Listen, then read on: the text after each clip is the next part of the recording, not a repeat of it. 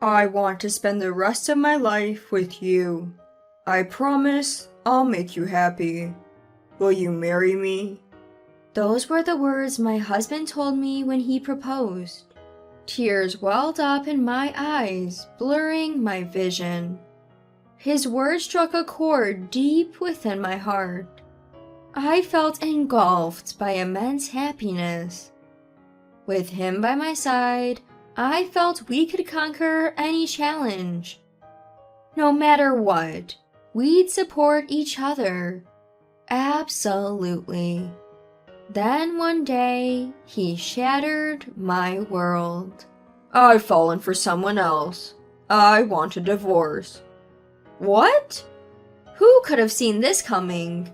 My husband, with whom I'd spent 6 years, suddenly asking for a divorce? My name is Emily. I've been married to Samuel for 6 years. We'd even just celebrated our anniversary with a lovely dinner at our favorite restaurant. We enjoyed fine wine and a delicious meal. So why now? Wait a minute. You found someone else, and you want a divorce? This has to be a joke, right? I was so stunned that I blurted out the question, even laughing at the absurdity. But Samuel looked deadly serious. There was no trace of his usual gentle demeanor. Is this for real? Do you think I'd joke about something like this? Samuel responded with an icy tone I'd never heard before. Hey, why? We've never had big fights. We've always gotten along so well. Why are you doing this? The tears began to well up again. Was I the only one who thought we had a great marriage? Did I miss that he had fallen for someone else? I want kids. What? Kids? If I stay with you, that's not gonna happen, right? So I want to get divorced and marry her instead. Yes, Samuel was right. I can't have children. I found out 3 years into our marriage. Even though we were trying to conceive, nothing was happening. I got tests done, and it turned out the problem was with me. The shock was so big, I even thought about divorcing Samuel. With me, he'd never have the family with kids he wanted. It'd be better for him to find happiness with someone else. I thought that, but then Samuel said to me, I married you because I love you, Emily. We don't need kids to be happy, do we? His words saved me, and I stopped blaming myself. I decided to enjoy our life together. So why now, after all we've been through? Samuel, you said we were enough, even without kids, remember? My voice trembles, but his expression doesn't change. That was just a front. Of course I want kids. I'm tired of putting up with you. Samuel says it without hiding his irritation. It's unthinkable coming from the man who used to be so kind. Tired of dealing with my life? What does that even mean? I too have been lying to build a happy life despite my own struggles. I wanted to yell at Samuel right then and there. But it's true. I've made him endure a lot because of my situation. He must have had his own struggles. And those words weren't lies. I can't bear to think that the comforting words from Samuel were false. With that fault, I can't find it in me to blame him.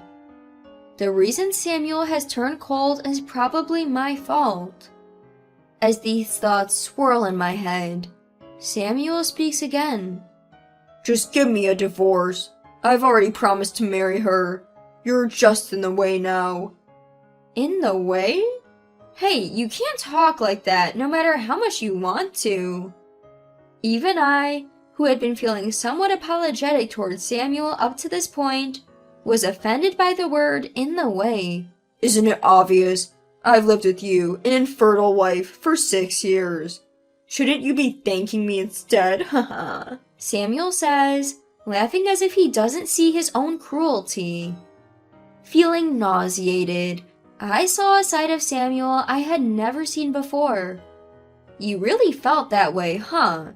So, all that talk about being happy without kids was a lie. Obviously. I haven't felt happy since I found out you were infertile. My life has been hell, and all I think about is getting divorced as soon as possible, haha. Samuel nonchalantly spewed these words. In that moment, my feelings for him began to chill. He has no intention of rebuilding our marriage. He couldn't care less about me. All he sees is a bright future with his affair partner. Realizing this, it all seemed foolish. Fine, let's divorce. Just make sure you pay me alimony. At my proposal, Samuel laughed it off. Alimony. I'm the one who should be getting paid. You've been an infertile wife for 6 years. You've wasted 6 years of my life, so don't you dare ask for alimony. Ha ha ha. At that moment, I felt a surge of anger rise from deep within. Just because I can't have children doesn't give him the right to say all that. We are still married, legally. There's no excuse for him to cheat. My disgust for Samuel morphed into pure hatred. I won't be the only one suffering. I refuse to let things go his way. I'll make sure he faces a hellish revenge. Time to act. First, evidence of his cheating. I can't divorce him without it. I faced Samuel. I'm okay with breaking up, but wait 2 weeks. A sudden divorce needs some preparations. Fine, just 2 weeks. After that, we're definitely divorcing. Annoyed, Samuel left the house. Later, I packed my things and visited a detective agency during my work break. I asked them to investigate Samuel for a week and collect as much evidence of his cheating as possible. Blinded by my agreement to divorce, Samuel met frequently with his affair partner, a woman named Scarlett, even visiting her apartment openly. Every day after work, they would rendezvous and shop at high-end brand stores, emerging laden with shopping bags. All of the stores catered to women, likely because Samuel was spoiling her. Photos caught Scarlett smiling ear to ear, and Samuel smitten as they left the shops.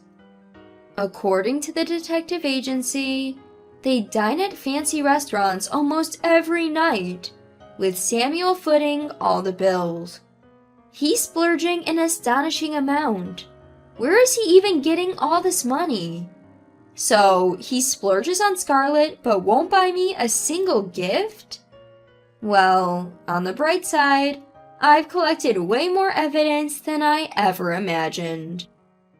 Even the detective agency said, Thanks to you, our job was easy, haha. Then, one day after the promised 2 weeks had passed, as I was filling out the divorce papers Samuel had sent me, my phone rang. Hello? Hey, it's me. Did you fill out the divorce papers? Hurry it up. His tone was dripping with condescension. I'm on it. I'll drop it off later. Samuel heaved a loud sigh and snapped. You're always so slow. Pack up your stuff and get out. This is going to be the house where my new love and I live. Take all your stuff with you. He hung up without waiting for a reply. This is going to be the house where his new love and he will live, huh? That's a laugh. Who's the one who's lived here all this time? Take all my stuff? Didn't need to be told. Because that's the final step in my revenge plan. It's scary how much I'm enjoying this. No turning back now. I'm going to drag him through the mud.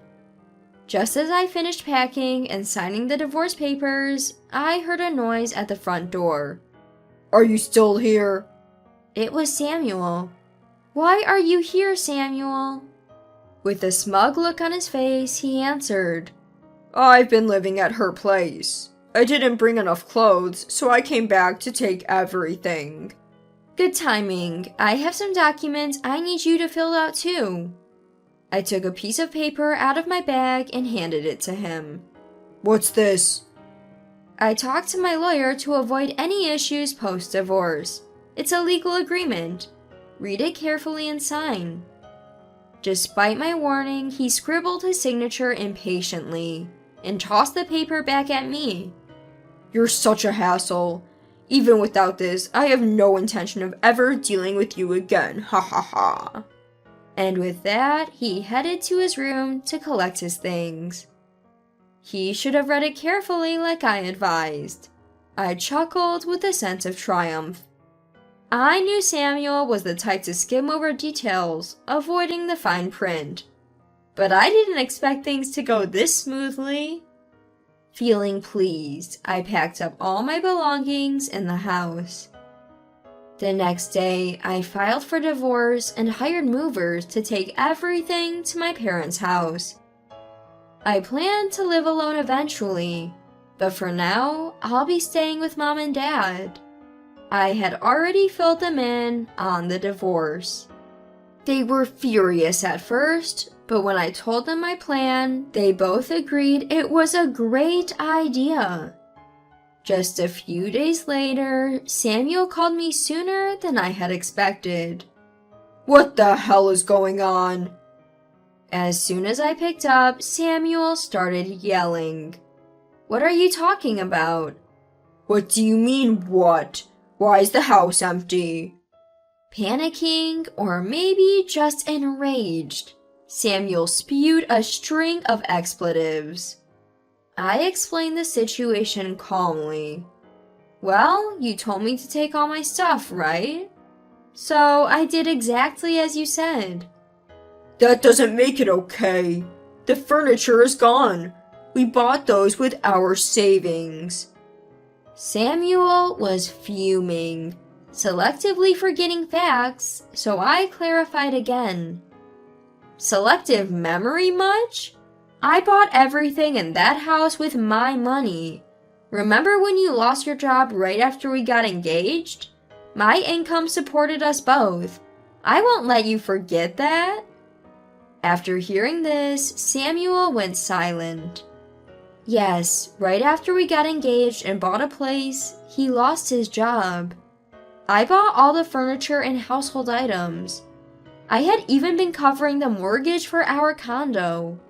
It seemed he finally remembered losing all his bravado.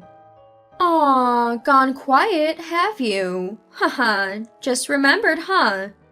Oh, and by the way, that condo is marital property. If we sell it, you owe me half the sale price. What? I never heard about this. Well, you did sign the papers, didn't you? I told you to read them carefully. This is what happens when you don't, haha. Signed? You mean on that document? It seems the dim-witted man finally realized. The document I had Samuel sign was full of important clauses. Not just about dividing assets, but also compensation from both Samuel and Scarlett in the divorce settlement. Furthermore, I had provisions for immediate legal action if he tried to contest it. Hearing my explanation, Samuel was at a loss for words. Over the phone, I could hear him sobbing. Why are you crying? Wait a minute, do you even have the right to cry after cheating on me? I'm the one who's hurt here. What do you mean? I don't get what's so bad about what I did.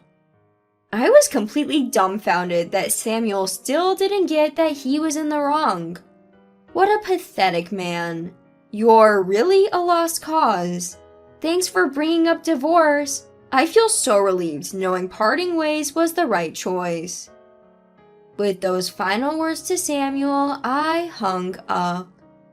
I blocked his number to make sure he couldn't contact me again. Next, I had my lawyer demand alimony from both Samuel and Scarlett. Surprisingly, they had already broken up. According to my lawyer, Scarlett actually had another boyfriend. So Samuel was just a fling for her. Scarlett was furious when she was sued for alimony. Why the hell do I have to pay? I was just having fun with that guy. After reluctantly paying the alimony, Scarlett immediately dumped Samuel. Who could have seen this ending coming? From my perspective, it serves them right. Samuel, who was considering remarrying, got dumped and suffered a mental breakdown, even taking a leave from work. Then he called my parents home. I'm selling the apartment, and I'll pay what I owe. I was wrong. Can we try again? Obviously, I had no interest. Don't bother me ever again. If you do, I'll call the police. Goodbye. I hung up after saying that. I made sure to block his number at my parents' home as well. It turns out he was in debt from showering Scarlett with gifts, and now he's running from creditors. No wonder he was spending so much on her. If he was spending all that money on designer brands and fancy dinners, his salary wouldn't cut it. But to think he was even going into debt for her? Rumors about Samuel's affairs, divorce, and debts are swirling at his workplace, and he's now facing termination. Is it sad? Not for me. This has become my perfect revenge. I have no regrets. Samuel brought this all on himself. From now on, I'll live solely for my own happiness. I made a firm vow to myself.